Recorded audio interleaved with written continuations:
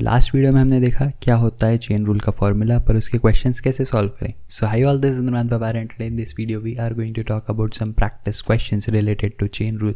तो जानेंगे इस वीडियो में कैसे हम उस एक सिंगल मेथड को जो हमने लास्ट वीडियो में देखा था यूज़ करके सारे क्वेश्चंस चेन रूल के बना सकते हैं। So watch the video till end and you will know it all.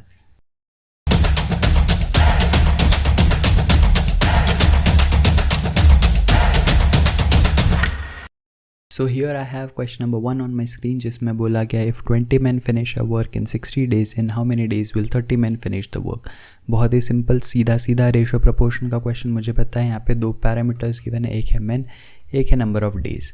अब मुझे पता है जितने ज़्यादा मेन लगेंगे किसी भी काम को ख़त्म करने के लिए उतने कम दिन लगेंगे, है ना, क्योंकि अमाउंट ऑफ वर्क तो फिक्स है इस केस में। तो जितने ज़्यादा मेन लगेंगे उतने कम डेज़ लगेंगे। दोनों के बीच में कैसा है इन्वर्स रिलेशन, मैंने आपको बताया था जब भी इन्वर्स रिलेशन लगे आपके दोनों फैक्टर्स जो है वो same side of equal to sign के आएंगे।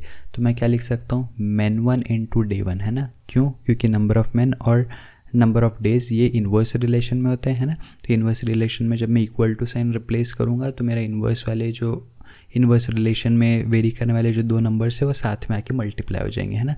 तो इसलिए ये दोनों रहेंगे on one side of equation और दूसरे साइड में रहेगा केस नंबर 2 जहाँ से I can write m2 d2 where m1 m2 are the number of man in case number 1 and case number 2 and d1 d2 are the number of days in again case 1 and case 2। क्या करूँगा 20 man है तो 20 लिख दूंगा, number of days 60 है तो 60 लिख दूंगा। सेकेंड केस में आई हैव 30 मैन लेकिन नंबर ऑफ डेज नहीं पता, वो मुझे फाइंड आउट करना है। d2 की वैल्यू कितनी हो जाएगी बोलो 20 × 60/30, 30 को 2 से करके यहाँ पे आई गेट 40 डेज। सही है क्या? तो what did I get the answer, I got the answer as 40 days. 40 days कहाँ से आया फिर से ध्यान से देखना। मेरे पास में 20 मैन थे जो 60 दिन में काम ख़त्म कर रहे थे। अब मैं बोल रहा हूँ कि 30 मैन अगर है तो कितने दिन में काम ख़त्म कर सकते हैं। डेफिनेटली अगर मैंने नंबर ऑफ़ मैन को 20 से 30 पे कर दिया मतलब मैंने उनका नंबर बढ़ा दिया है। जब मैंने उनका नंबर बढ़ा दिया है तो नंबर ऑफ़ डेज जो है वो 60 डे जो थे वो भी कम हो जाएंगे, है ना। अब वो कितने कम होंगे वो मैं देखना चाहता हूँ। मैंने आपको बताया कि जब इन्वर्स रिलेशन की मैं बात कर रहा हूँ तो जब कभी इन्वर्स रिलेशन होगा a/b। अगर मेरा पिछला वीडियो नहीं देखा है तो प्लीज़ देख लेना बिकॉज वहाँ से इसका रेफरेंस आ रहा है, राइट। अगर a और b के बीच में इन्वर्स रिलेशन है तो what I can write ab is equals to some constant. और अगर ab is equals to some constant है इसका मतलब क्या है कि आई कैन राइट दोनों इन्वर्सली वेरिंग क्वांटिटीज़ का multiplication on one side of equation on one side of equal to sign और दूसरे साइड में केस 2 के लिए सेम टू सेम चीज़ अप्लाई होगी, राइट। तो यहाँ पे सेम चीज़ आई डिड कि मेन और डेज जो है एक दूसरे के साथ इन्वर्स रिलेशन में है। तो I can write m1 d1 is equals to m2 d2 और मैंने सारी वैल्यू सब्स्टिट्यूट कर दिया। I got the answer as 40 days. आगे बढ़ते हैं to question number 2। Question number 2 में मुझे क्या बोला है 5 men working 10 hours a day finish a work in 8 days। ध्यान से देखना 3 पैरामीटर्स है। नंबर ऑफ़ मैन एक दिन में कितना काम कर रहे हैं और कितने दिनों तक काम कर रहे हैं, right.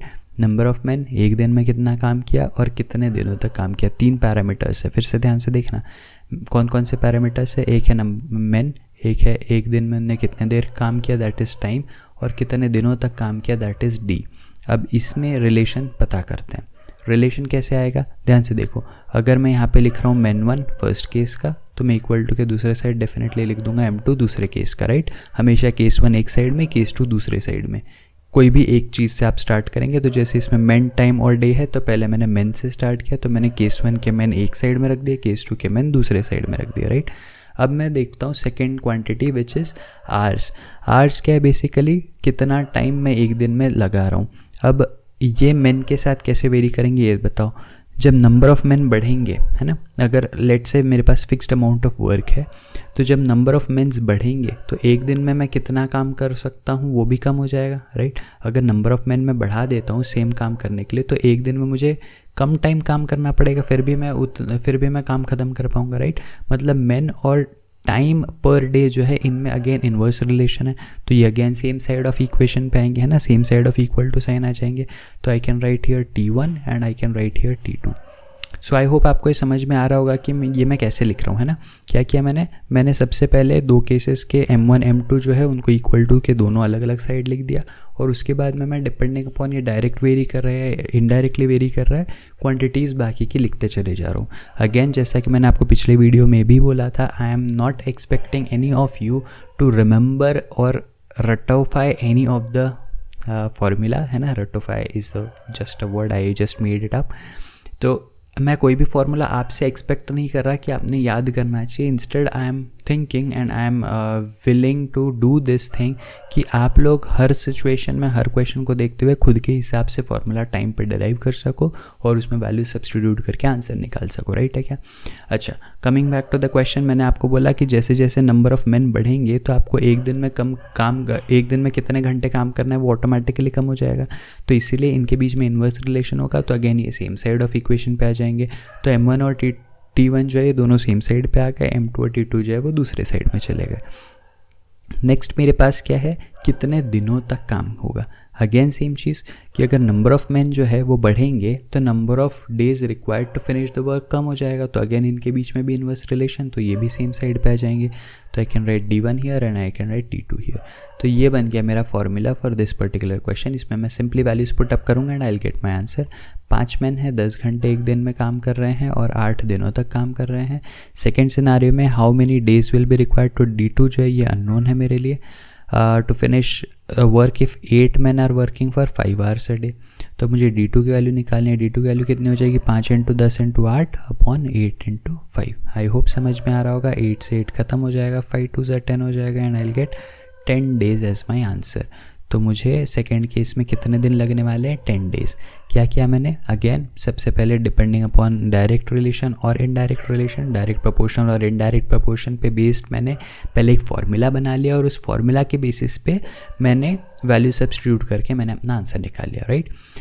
I can move on to next question, but before I move to the next question, अगर अभी तक आप ये वीडियो देख रहे हैं और अगर ये वीडियो से आपके नॉलेज में थोड़ी भी वैल्यू ऐड हो रही है तो प्लीज़ वीडियो को लाइक कर देना और चैनल को सब्सक्राइब कर देना, बिकॉज आपका subscription is my motivation and you will keep getting notification, right. So I move on to the next question, that is question number 3। Third question में क्या बोला, if 5 packets of chocolate with each packet containing 20 chocolate cost ₹500। ध्यान से देखना, मेरे पास एक packet है, उस पैकेट के अंदर कुछ चॉकलेट्स है और उसका मुझे कॉस्ट दे रखा है।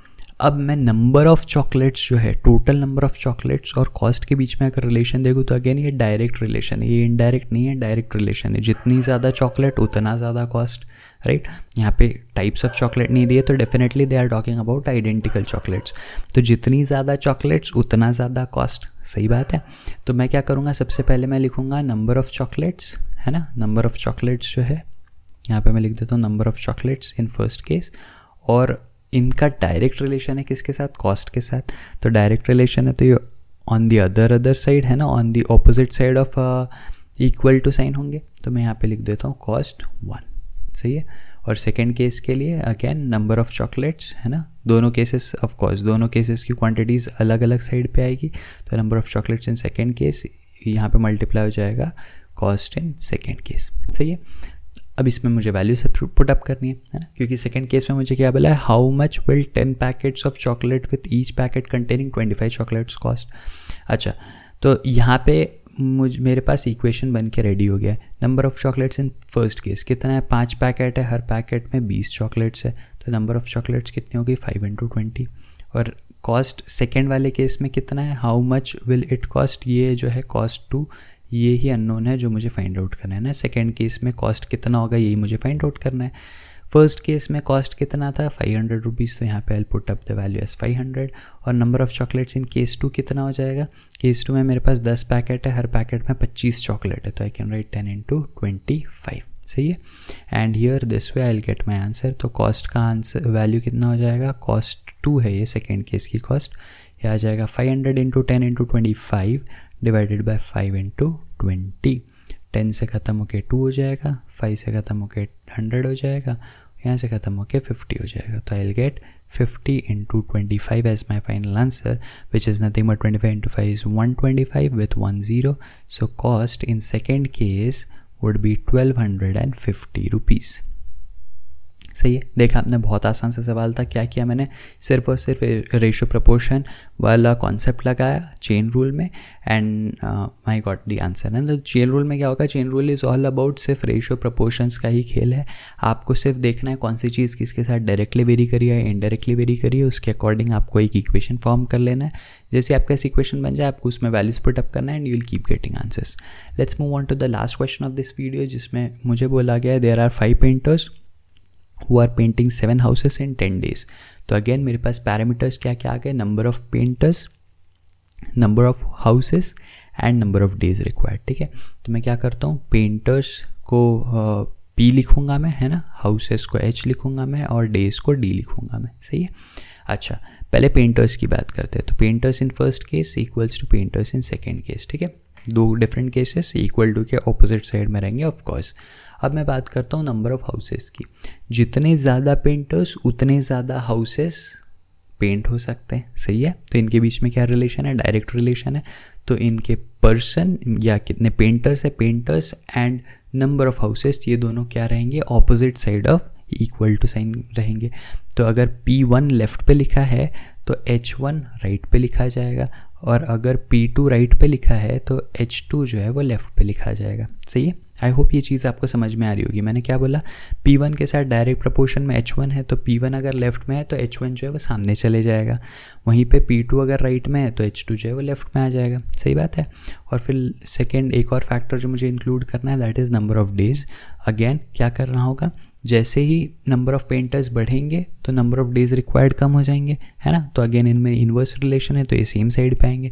तो जिस साइड में P1 रखा है उसी साइड में D1 रखा जाएगा, जिस साइड में P2 रखा है उसी साइड में D2 रखा जाएगा। And this becomes the formula for this particular question, है ना। तो आप देख रहे होंगे कि हम इक्वेशन जो है वो कितना इजीली बना रहे हैं, और फिर इसमें सिर्फ वैल्यूज़ पुटअप करना है। तो chain rule is all about this one single thing कि आपको सिर्फ फॉर्मूला बनाना है, उसमें वैल्यूज़ पुटअप करनी है। सही है। अच्छा, number of painters in first case कितने हैं, 5। Number of houses in second case कितने हैं, 49। सही है, क्योंकि मुझे 49 हाउसेस पेंट करना है सेकेंड केस में। Number of days in first case is how much, 10 days. अच्छा, painters in second case, how many painters, तो यही तो सवाल है। तो P2 is something that I need to find out. H1 की वैल्यू कितनी है, हाउसेस इन फर्स्ट केस कितने थे, 7 हाउसेस थे। Days required in second case कितना है, 5 है। तो मुझे इसकी वैल्यू निकालनी है P2 की, यह आ जाएगा 5 × 49 × 10 डिवाइडेड बाई 7 × 5। 5 से 5 को तो पहले ख़त्म कर देते हैं, 7 7 49 हो जाएगा। तो मुझे क्या मिल जाएगा, 70 पेंटर्स। तो मुझे चाहिए होंगे कितने painters, 70 painters to be able to paint 49 houses in 5 days. सही है। सो आई होप आप लोगों को इस वीडियो में जितने डिस्कस किए हमने चारों क्वेश्चन से समझ में आ गए होंगे। अगर किसी भी वीडियो के क्वेश्चन में या किसी भी कॉन्सेप्ट में कोई भी डाउट है तो प्लीज़ मुझे कमेंट सेक्शन में लिख के बताना। I will try my best to provide you the solution for the same. अगर वीडियो पसंद आया तो वीडियो को लाइक करना, अपने फ्रेंड्स के साथ शेयर करना और चैनल को सब्सक्राइब कर ही देना। I will see you again in the next video. Till then be happy, be safe, take care, bye bye.